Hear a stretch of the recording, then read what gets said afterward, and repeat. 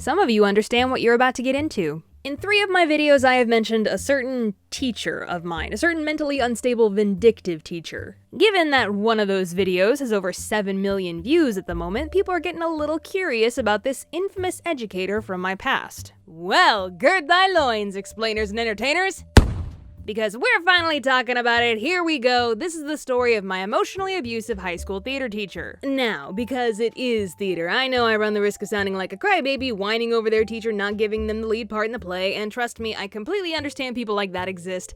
I've been in theater a long time. But I'd like to think that this story has more to do with me being in an unhealthy authority figure relationship. I'm not a martyr here, I guarantee others have had it far worse, but this woman did her damage. We'll call her Medusa, and fun fact number 1, that was her actual nickname and she wore it like a freaking badge of honor. No joke, she put up a sign on the backstage door that said, "Keep out, beware Medusa." Boy, that should have been a warning in more ways than one. Okay, so I met Medusa my first year of high school. She was the only teacher running the entire theater department, so no matter what type of theater class you took, she would be teaching it. She also ran the theater club and directed all the after-school plays. All casting decisions were left up to her.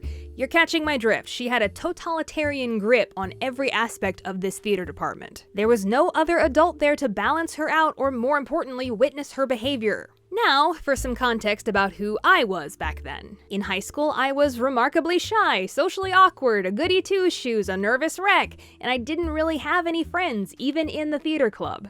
I was a doormat, to put it bluntly. But when I stepped onto a stage, I was a completely different person. I could be strong and brave, confident and clever. I could show the world what I was made of. Performing was my release, my therapy. I guess that's why I didn't immediately take a powder when I learned how crazy this theater teacher was. I was holding out for that one big part, that one chance to show everyone what I could do. And pleasing this woman was the key to what I wanted. Yeah, that won't lead to anything bad, I'm sure. So what made Medusa so awful, I hear you asking? Well, for one, she was incredibly unpredictable. You never knew what kind of mood she was gonna be in or what was gonna set her off. A joke she laughed at yesterday would offend her the next day. One day she's kind and supportive, the next day she's catty and vindictive. And because of her volatile nature, it was a gamble anytime you needed to ask her a question or ask for help. Sometimes she'd be decent enough, and then sometimes she'd blow up in your face for wasting her time with a dumb question. Ask someone else. It would take me a stupid amount of time just to work up the courage to ask her a question,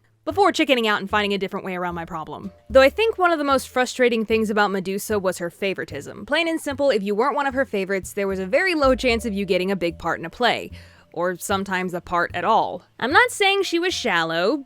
No, that's exactly what I'm saying, because all of her favorites had 2 things in common. They were pretty, and they were popular. 2 skills ya girl rolled a 0 on. Medusa also protected her favorites to an infuriating degree. One of them was a big bully of mine, and Medusa did absolutely nothing to stop it even after I begged her to step in. I was talking to my mom about this script, and she told me that she once confronted Medusa about this bully at an after-school play, and Medusa was more concerned about him getting in trouble than what he was doing to me. Ooh, that is a very brave thing to say to a protective mother. Correction, that is a very brave thing to say to my mother. So yeah, if you weren't one of her favorites, you were stuck in the chorus, as they say. Hey Becca, maybe you were just an awful actor. I mean, fair point. Maybe I just wasn't any good. Thing is, Medusa always gave me A's for my performances in the theater classes during the normal school days. Medusa even once rushed up to the stage after a dark, dramatic scene to give me a hug because she was so moved by my performance. So, you see, I got mixed signals from this woman all the time. I didn't know what to think. Dang it, do you hate me or not? And this cat and mouse stringing me along emotional manipulation was what kept me hopeful. I'd think to myself, if I don't complain, if I do my best, if I do every little thing she asks of me, maybe one day she will throw me a bone. Maybe one day I will gain her favor and be given a good part in a play. Hey, you hear that? That's not good. That is not a healthy mindset to be in. That is an unhealthy relationship to have with anyone. But that was the story for me for 3 years of high school. However, when senior year came, something happened. And let me just set this up for you. Once when I was a freshman, I asked Medusa why she didn't give me a part in the latest play, and she told me, "Seniors take precedence in casting because they're graduating." And I thought, okay, well, I guess that makes sense. When I'm a senior, I'll be a priority.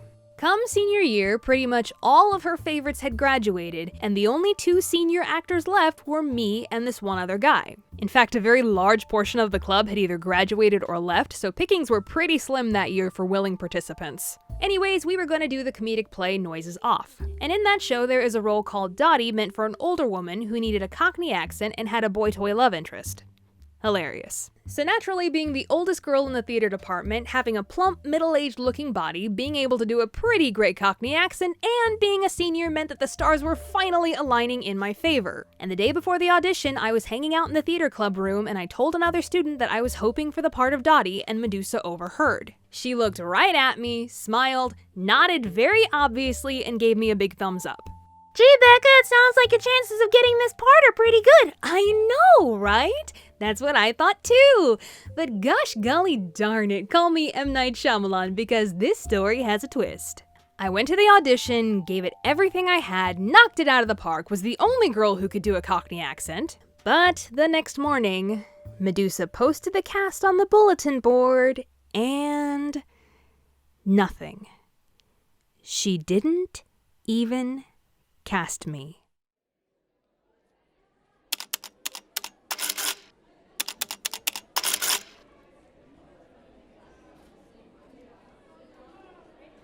Excuse me, Medusa. I was wondering, why didn't you cast me? Oh, it's because you were too tall.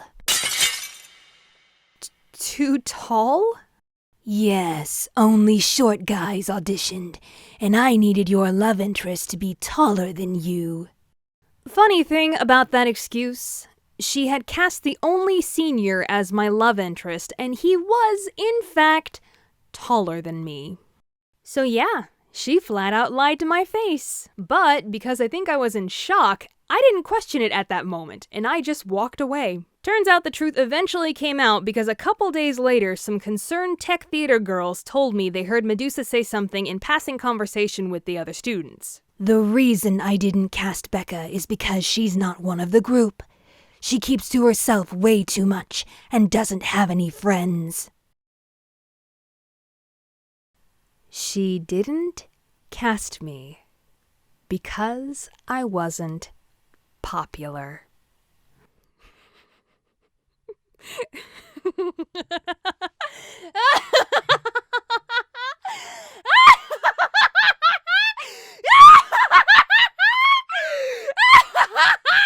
That's it! I am done! I am out! Goodbye! I am over this insanity! You ain't dragging me down with you, sister! Peace, adios, sayonara, das vidanya, bonsoir, and all those other different languages. Consider this my final bow because we are done here! Thanks for the memories. You'll make a great YouTube video someday. Bye-bye.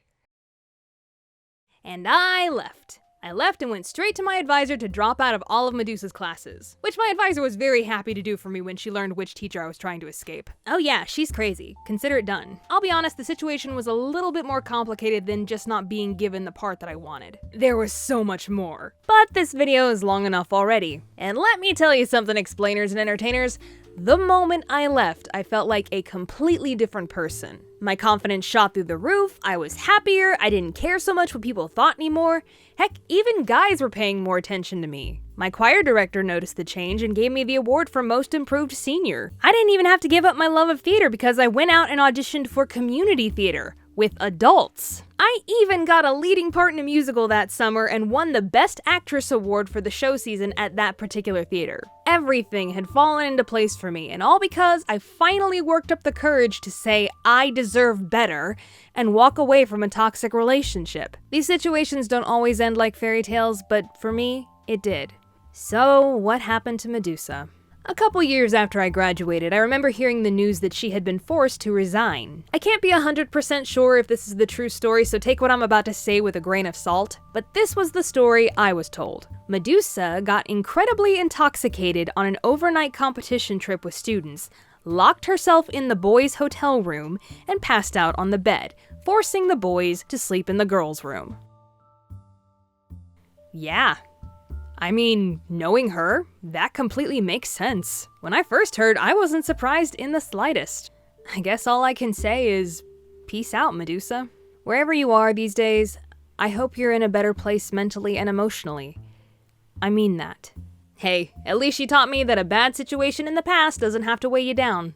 Because if I'm honest, I'm pretty sure it was my time spent with Medusa that taught me how to stand up to an even worse teacher later on down the line. So, that's the long and short of it, explainers and entertainers. There are more stories that came out of Medusa's theater department, but those are their own videos for another day. Thank you so much for tuning in, but now I gotta tune out. Bye!